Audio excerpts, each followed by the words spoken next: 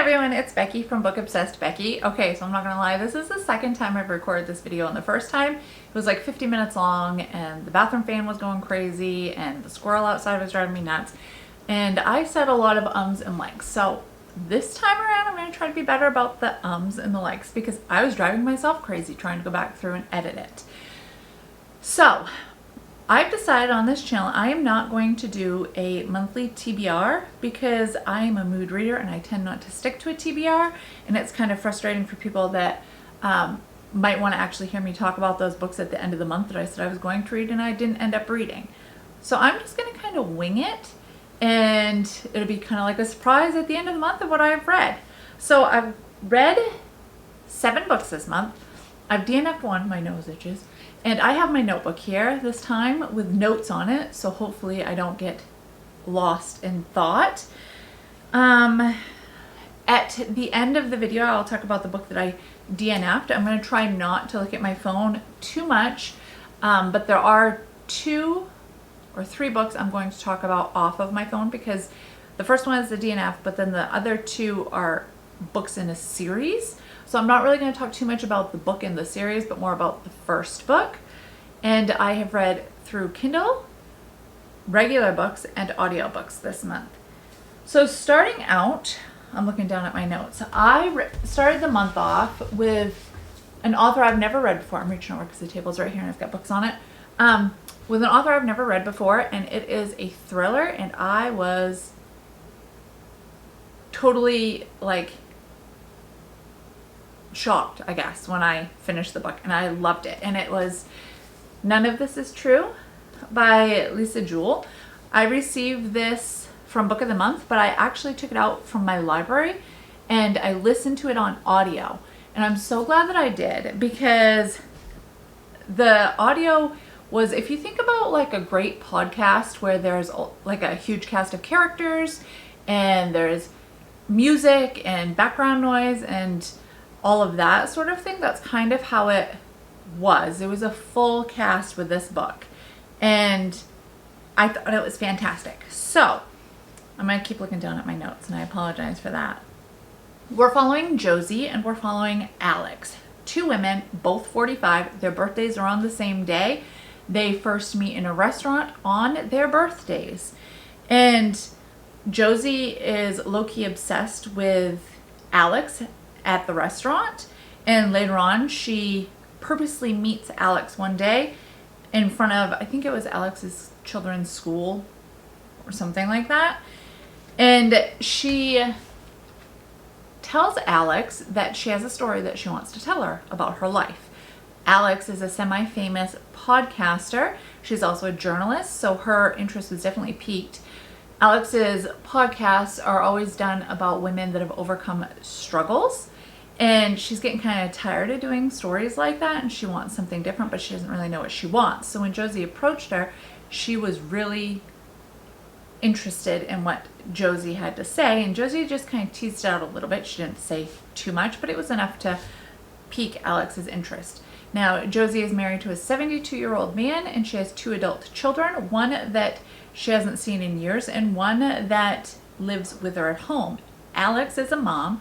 She has 2 young kids and a husband around the same age as her. So I don't want to say too much because I don't want to give too much away, but Alex takes her up on this idea for her story, and she starts interviewing Josie, and the things that she discovers about Josie is just, it's heartbreaking. Josie comes across as a victim of abuse and a victim of a pedophile, and it really makes you feel for her. Josie also has a way of wiggling her way into Alex's life. She desperately wants to be friends with her, and she wants Alex to become a strong woman. And the thing is Alex lets her into her life, even though something in the back of her head is telling her not to do that because something is off with Josie. And it doesn't settle well with her, and Alex's husband does not like Josie, and the kids are a little bit creeped out by her. So when Josie enters into their life, Alex's world is turned upside down. I was shocked by the ending, and I will say if you like a psychological thriller with twists and turns and you like listening to audiobooks, then definitely give this one a go. It was a great story. I loved it. It will not be the last book I read by Lisa Jewell. The next one I read was a book that I had received for Christmas. It's by an author that is like an author if she brings something out, I automatically buy it. She's that wonderful to me. And it was called Inheritance by Nora Roberts. This is book 1 in the Lost Bride trilogy. I received this for Christmas, like I said, from my husband. I think the cover is beautiful. I love pretty much everything that Nora Roberts writes. She does include romance in her books, but her books are so much more than romance. There's always mystery, and just the characters are so well fleshed out. I love her writing.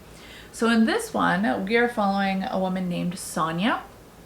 I'm going to say a little bit of what happened at the beginning of the book. She was engaged to a man named Brandon. They had met at work. She started to intern at this company and eventually got hired on. Brandon had already been working there. They're engaged to be married. She ends up coming home one day early because she's exhausted from wedding planning and she just needs a break. So she goes into the house, and what does she discover? But Brandon sleeping with her cousin. Now this cousin is also supposed to be a bridesmaid in their wedding. So obviously Sonia is ticked off. She kicks the cousin out. She dumps Brandon. She calls her friend Cleo over. They met in college as roommates. They're both artists. Cleo is short for Cleopatra. And they get everything of Brandon's out of the house. They decide he's scum, and she's like, you know what? I'm going to be better than him. I'm going to go to work on Monday, and I'm going to be totally cool with it. I'm not going to let him ruin my working environment. I'm just going to be very professional. She goes in, and as time goes on, he is really showing his true colors, spreading rumors, and just being a complete dink to her, but doing it in a way that he's sneaky. Like, you don't know that it's him, but you know that it's him, but it can't be proved that it's him, if that makes sense. And she's like, you know what? I'm done. She gets done work there. It really upsets her that she gets done, but she just can't take it anymore. And she decides to set out on her own. Now, she lives in Boston, and she decides she's going to open up her own like design firm. She does websites for people, ads for people, that sort of a thing. She does the art for it. So she decides she's going to go out on her own with it. Well, one night, when I think it was a stormy night, snowy night, this man arrives at her door, and he is a lawyer. Now, I should have said that Sonia was raised by her mother. Her father died when she was young. He died unexpectedly, and he was adopted as well. So she doesn't know any of his family, just her adopted grandparents, and he didn't know any of his family. So when this lawyer shows up to her house claiming that he has come because of her father's twin brother, the death of her father's twin brother, she's like completely shocked to even find out that she has an uncle, let alone he was a twin, and even more so shocked to find out that she has inherited his home in Maine on, I think it's Pools Island. This is the home. I don't know if you can see it. It is a Gothic mansion that was built like 200 years ago. And it's absolutely beautiful. It's everything that she'd ever want in a home. Everything's been upkept. And like additions have been put on and things like that. So the stipulation is, because she's inherited the house, she's inherited everything that's in the house, she has inherited all the money that she needs to tend to the house. Basically, she's going to be set for life if she decides to take on this inheritance. The stipulation is she can't sell the house unless she lives there for, I think it's like a year or something. Well, she lives in Massachusetts and she doesn't know anybody in Maine. So the lawyer worked it so that she could spend, I think it's like 3 months at the house and make her decision if she likes the area, if she likes the house, if she wants to stay. She's like, okay, I'll give that a whirl. And she goes to Maine. She drives into the driveway of this mansion and she falls in love with the place. It is set like right on it's like the edge of the lawn, the ocean is right there, like that's her backyard. And it's everything that she wants, because she's always wanted an old fixer-upper, except it's not really a fixer-upper anymore, but it's old, so it's got all the character and the history. And she walks into this home, she falls in love with it, but there's some weird things that happen in this home, like music will start playing all of a sudden, or her bed at night will be turned down, like if you think of in a hotel, the sheets will be pulled back and everything will be ready for her at night. Her stuff gets put away, dishes get cleaned up, but there's nobody there but her, so it doesn't make any sense, and she doesn't really believe in ghosts. Well, she soon comes to realize that this house is haunted. And it's not only haunted, but it's kind of cursed in a way. So in the story, you are following Sonia, and you're seeing how she's going on in this house and the people that she's meeting in Maine and the romantic interest that she gets, but you're also learning about the ghosts that live in this house with her. So you're traveling back in time, and you're doing it through like dreams and things like that. And it's really interesting seeing the different women in the house from times past. And these women, the ones that we're following, were all murdered on their wedding day. And that's the curse. And the thing about these women that are all murdered is when they die, somebody takes their wedding ring. And that somebody is the evil witch that lives in the house as well. So, like I said, this is a trilogy. And the book is full of mystery. There's a curse that needs to be broken. And, like, what's up with this witch, and why are all these wedding rings coming up missing? And that is what Sonia decides that she's going to figure out. And the book ends on such a cliffhanger that I can't even wait for November to get here so I can see what happens to her. Next on the list of books that I have read for the month is The Book Club Hotel. I picked this book up because the cover's beautiful. I love it. And yeah, that. So this book is set in winter, coming up on the Christmas season. We are following Erica, who is a rich woman. Not rich in the sense of like family and kids and that sort of thing, but rich in the sense of she travels the world, she has a high-paying job, she can buy whatever she wants. She's living a fancy kind of life. Her mother passed away 2 years ago, and her father abandoned her 8 minutes after she was born. She's got 2 best friends that she considers her family. Erica recently turned 40 as well. Her 2 besties are 39, and they met growing up. Anna is a mom and a wife. She has 2 teenage kids. They're twins, and they are getting ready to set off for college within a year or so. She's married to her college sweetheart, and she loves being a mom and a stay-at-home. She loves being a stay-at-home mom and wife. But she's starting to struggle with the idea of becoming an empty nester and her identity. What's going to happen with her once her children leave home? Then we're following Claudia. Claudia is a chef who moved to California because of her boyfriend. Her boyfriend and her had been together for 10 years. He works in television. She works in a restaurant as a sous chef or something. Well, her boyfriend dumps her. He goes for a woman that's like in her 20s, and she also works in TV. And then Claudia is dumped. She is unemployed, she's single, and she's living in an apartment that she can't afford by herself. She's feeling completely worthless because in her mind, why wouldn't she? She can't keep a job, and her man left her for a younger woman. And then we're following Hattie, a single mom who is widowed. She is 28 years old, I think. Her father died 7 years ago. Her mom died when she was a baby. And she owns the inn that is on the cover of this book. And she is really struggling. She's struggling because obviously she's a single mom. She's grieving, and she's trying to run this inn the way that her husband had wanted it to be run. He wanted it to be a super fancy, like ultimate destination kind of place for people to go. Whereas her dreams for the inn were always to have it cozy and like homey, I guess, for her guests. And she wanted to do things like book clubs there and just different events that incorporated the town. And he thought that those ideas were kind of ridiculous. So the people that he hired to work in the inn are complete dirtbags. She can't stand them, most of them. So she's really struggling to keep her employees on and to keep the inn open and just to get through her grief and be a mom to her little girl. And when I say little girl, her little girl's like 3 or something, and they have a dog. She does not have any family around because she met her husband in England.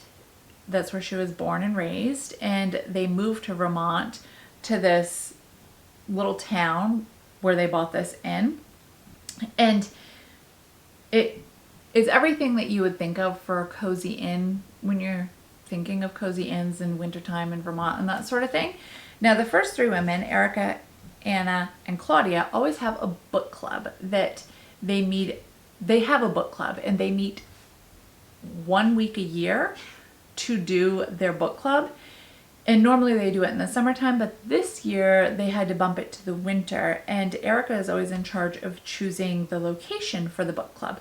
Typically she chooses like a fancy hotel in a city. And this year, because of a letter that she found when she was cleaning up her mother's things, like getting rid of her mom's stuff after she passed away, because of this letter that she found, she decided to book a few rooms at this inn in Vermont, which completely shocks our friends, and they are suspicious as to why she wants to go to this little small town in the middle of nowhere. It doesn't make any sense. And the things that we discover as to why she picked this place is just, I don't even know the words. It's heartwarming, and their lives are going to change forever because of this week that they spend in Vermont. That was the Book Club Hotel. So if you're looking for cozy winter vibes, definitely pick that one up. There is a little Christmas scene in it, but it's not like the whole book.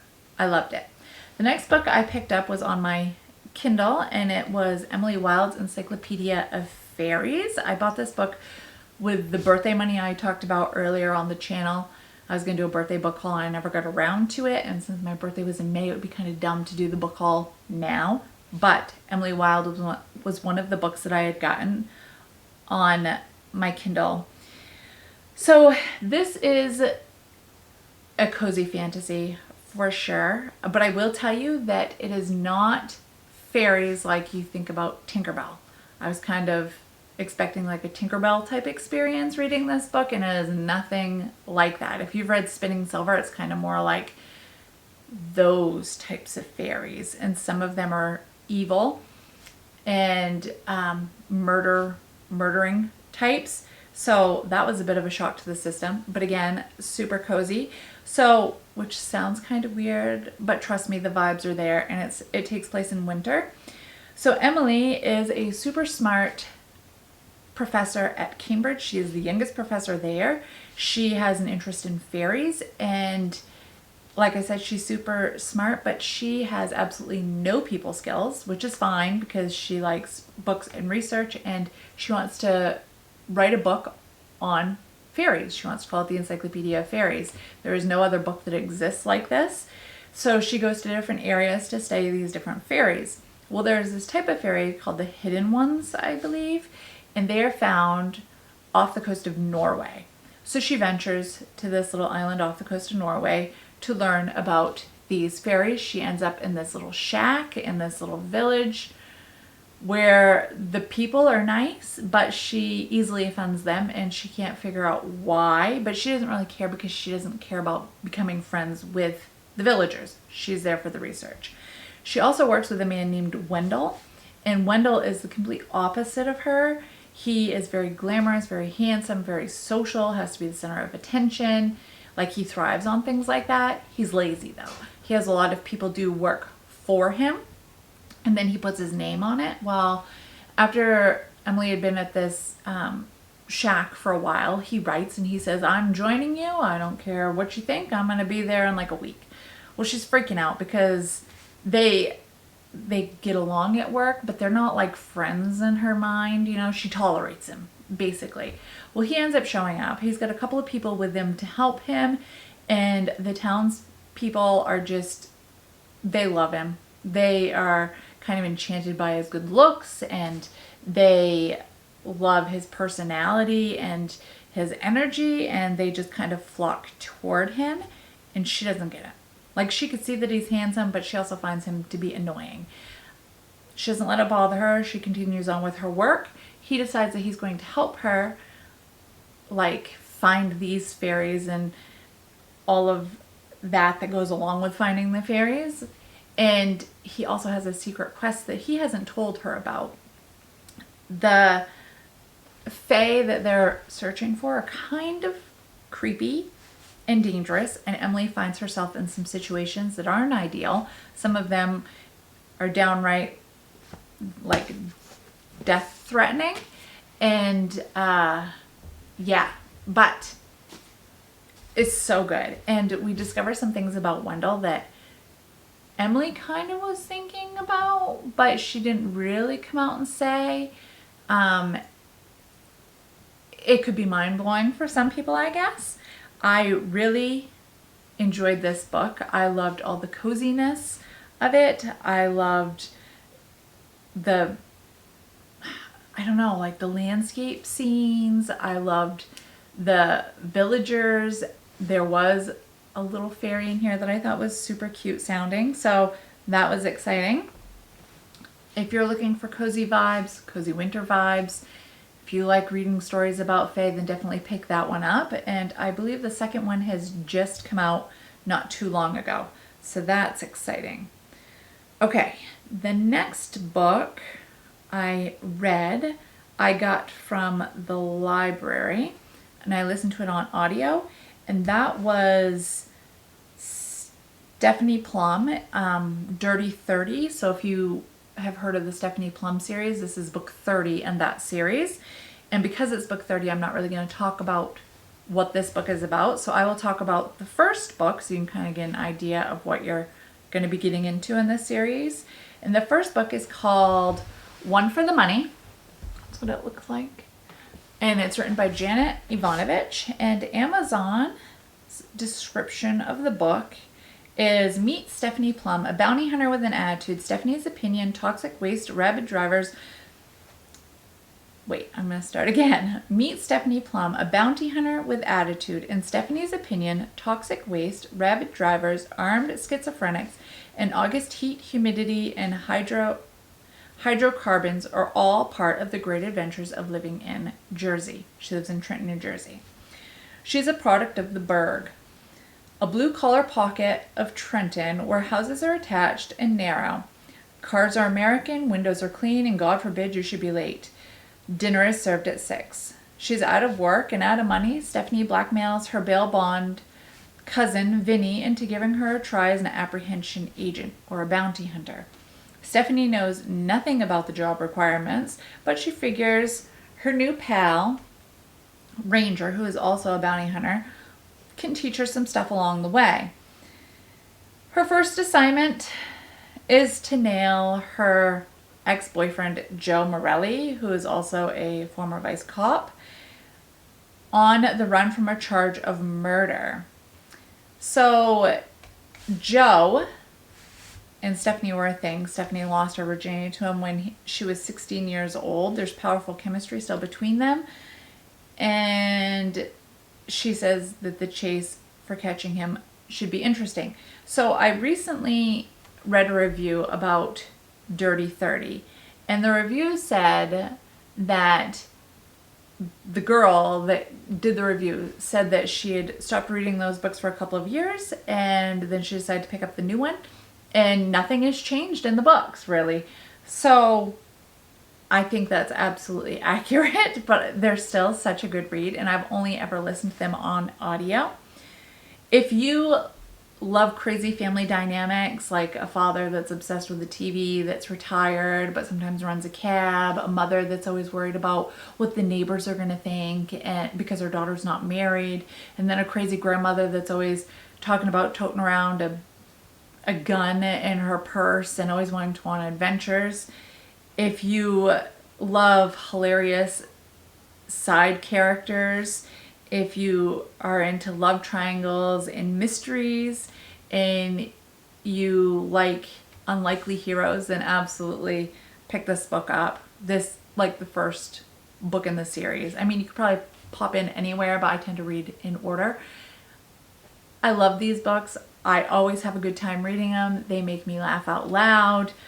As you get into the stories, you'll learn about Lula, who happens to be Stephanie's partner and like best friend. She's hilarious. She's an ex-hooker, and she could have a whole story on her own. But if you like to laugh, if you like all of those things that I talked about, then definitely give this series a go. The next book I read and just finished a couple of days ago, I read it on my Kindle again. And it was called Tress and the Emerald Sea. It was by Brandon Sanderson. I'll have somebody, probably my son, stick a picture over here of the book, hopefully. And this book was written during COVID. It was one of his secret projects, and he wrote it for his wife. I believe it's inspired by The Princess Bride. We're following Tress, an 18-year-old girl. She comes from a poor family. She loves to cook. She collects teacups, and she washes windows in the Duke's home. She is also secretly in love with the Duke's son, Charlie. Charlie is not what you would think of for a Duke's kid. He has no interest in swordplay or conquering. He is much more interested in reading and telling stories. And him and Tress have become friends, and he's secretly in love with her too. And he tells her stories about where these teacups that she's collected come from, who owned them, the places that they've been, the whole deal. They have such a great friendship. Well, the Duke notices this one day, and he decides that Charlie needs to get married, so they set off on an adventure to find Charlie a wife. Charlie ends up kidnapped. He's kidnapped by the evil sorceress, and Tress is devastated. She's like, you know what? No, I love him. I'm going to find him. I know he's still alive. So she sets off on her own adventure. And along the way, she's smuggled onto a ship where she meets a talking rat. She befriends the talking rat, and she runs into all kinds of dangers along the way. She ends up on a pirate ship, and she discovers that she's a lot braver than she thought she was.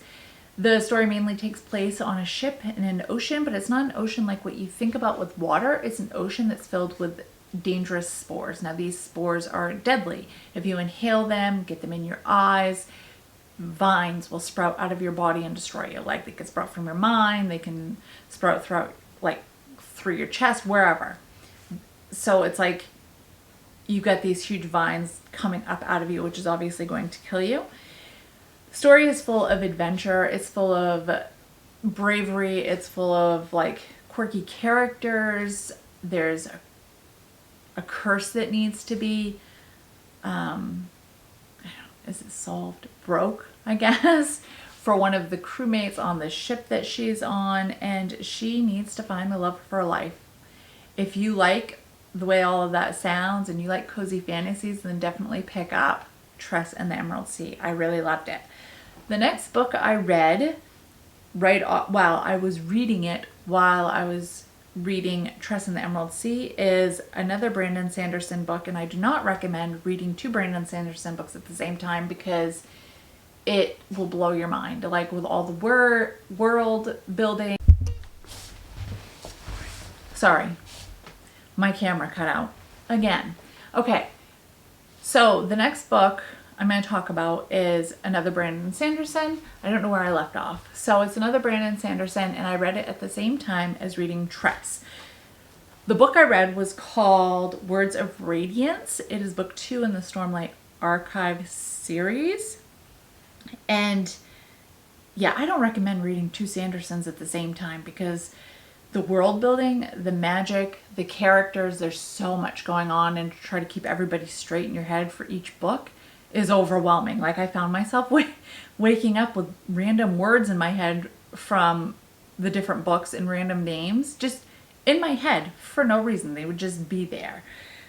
So I can't talk a lot about Words of Radiance because it's book 2 in the series, but I will tell you about the first book in the series, which is called The Way of Kings. I don't know if you can see that. I read this one as well, and I thought it was excellent. So book 2 is obviously a continuation of book 1. And on Goodreads, it says, Roshar is a world of stone and storms. Uncanny tempests of incredible power sweep across the rocky terrain so frequently that they've shaped ecology and civilization alike. Animals hide in shells, trees pull in branches, and grass retracts into the soilless ground. Cities are built only where the topography offers shelter. It has been centuries since the fall of the 10 consecrated orders known as the Knights Radiant, but their shard blades and shard plate remain. Mystical swords and suits of armor that transform ordinary men into near invincible warriors. Men trade kingdoms for shard blades, wars were fought for them and won by them. One such war rages on a ruined landscape called the Shattered Plains. There, Kaladin, who traded his medical apprenticeship for a spear to protect his little brother, has been reduced to slavery. In a war that makes no sense, where 10 armies fight separately against a single foe, he struggles to save his men and to fathom the leaders who consider them expendable. Bright Lord Dalinar Kholin commands one of those other armies. Like his brother, the late king, he is fascinated by an ancient text called The Way of Kings. Troubled by overpowering visions of ancient times, the Knights Radiant, he has begun to doubt his own sanity. Across the ocean, an untried young woman named Shallan seeks to train under an eminent scholar and notorious heretic, Dalinar's niece, Yasna. Though she genuinely loves learning, Shallan's motives are less than pure. As she plans a daring theft, her research for Yasna hints at secrets of the Knights Radiant and the true cause of the war. The results are over 10 years of planning, writing, and world building. The Way of Kings is but the opening movement of the Stormlight Archive, a bold masterpiece in the making. Speak again the ancient oaths. Life before death, strength before darkness, journey before destination, and return to men the shards they once bore. The Knights Radiant must stand again. The book was fantastic. I loved following the characters. I loved Kaladin's character. I loved hearing his backstory. I loved the crew that he got assigned to, Bridge 4, and getting to know the characters. And I love the story. And the next book, the one that I read, The Words of Radiance, you're following along with these same characters and you're learning more about them, but you definitely learn about Shallan's backstory, which is kind of shocking and it really makes you feel for her. I mean, I feel for Kaladin for sure, but in the second book you learn more about Shallan. And Adolin, the son in the first book, Dalinar's son in the first book, he comes across as quite a arrogant creep, and you learn in the second book he's not really as bad as he seems to be. There's a bit of an arranged marriage going on, marriage proposal, I guess, going on, and people become things that you wouldn't seem. They're more than what they seem, I guess. And again, you're following Bridge 4 and the great characters like Rock and Lopin, and I absolutely think Lopin is hilarious. I love Lopin. And I loved meeting some of his cousins, and I think it was like his grandma, or maybe it was his mom in this book. If you love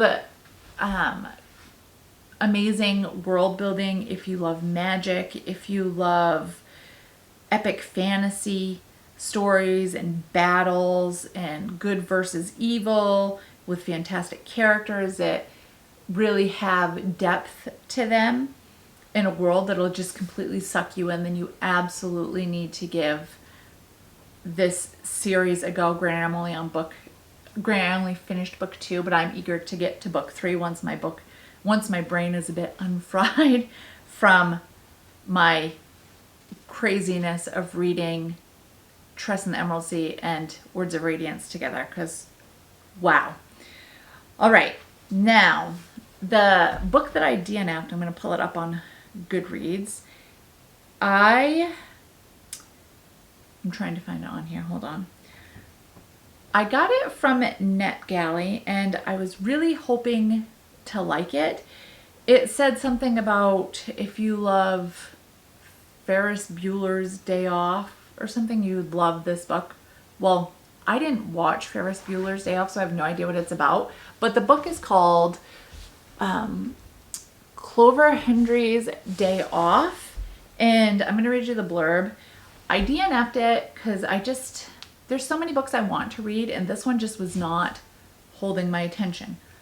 But the blurb says, says a hilarious and empowering perimenopausal Ferris Bueller's Day Off about Clover Hendry, 46, and the day she decides to stop keeping the plate spinning, say F it all, and finally gets hers. Today is not the day to mess with Clover. Clover hasn't said no a day in her life until today. Normally a woman who tips her hairdresser even when the cut is hideous, is endlessly patient with a horrendous mother, and says yes every time her boss asks her to work late.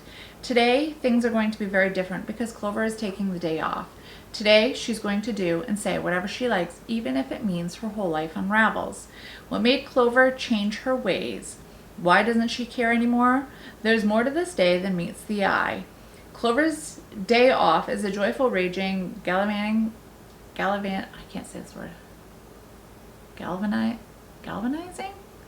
story about putting life on pause, pleasing yourself, and getting your own back, whatever it takes, because when Clover stops caring, she can start living.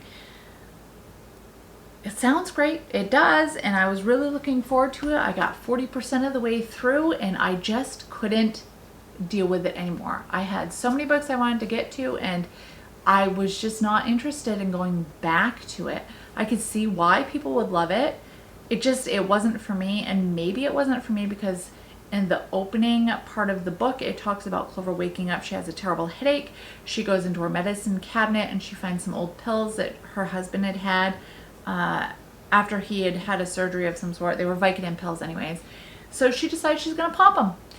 Whether they're expired or not, she's going to take them, and then she decides, well, she's high, so she's just going to do whatever she wants, and she goes to work, and she gets fed up listening to what everybody is saying, and she's like, I'm done, I'm heading out for the day, peace out everyone, that kind of deal. And yeah, I just did not like it. Like the stuff that she was doing, she really didn't care that she was affecting people, that she left her coworkers in a lurch, or that even if somebody told her to stop because they were embarrassed and they didn't want to deal with it, she kept going because she thought it was the right thing to do. It wasn't for me. 40%, and I was like, you know what, life's too short, I can't do it. But I could see where other people would like it, and it is a new release. It had just come out on January 31st, I think. So those are the books that I had read, and the one that I DNF'd in the month of January. Have you guys read any of these books? What did you read that you loved? Are you going to pick any of these up? I hope everybody is staying warm and cozy. It's freezing where I am still. There's still snow on the ground and lots of ice. But yeah, until next time everyone, happy reading. Bye.